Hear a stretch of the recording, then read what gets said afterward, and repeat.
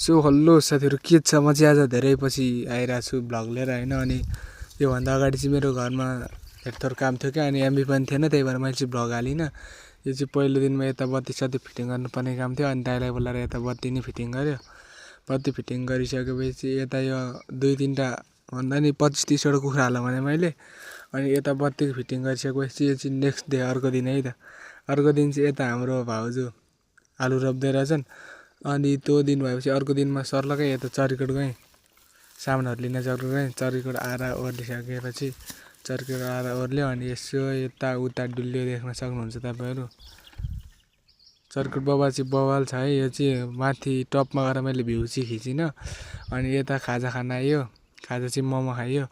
मोमो खाइसकेपछि सबै सामानहरु किनेर पनि म चाहिँ यता सामानहरु यति हो किनेको देख्न सक्नुहुन्छ सामानहरु किनिसकेपछि गाडी कुरेर बसेको के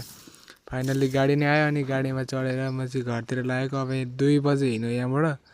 4 बजेतिर चाहिँ घर पुग्छ है त अनि म ओर्लिने ठाउँ नै आइसकेको थियो अनि फाइनली साथीहरु 4 बजे म गाडीबाट नि ओर्ले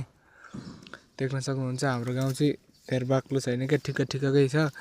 अनि बेलुकाको चाहिँ देख्न सक्नुहुन्छ आजको लागि यति नै भिडियो मन परेमा भिडियोलाई लाइक र च्यानललाई सब्स्क्राइब गरिदिनु होला है त अनि कपी लिंक नि गर्नु होला है त भ्युज डाउन भएको छ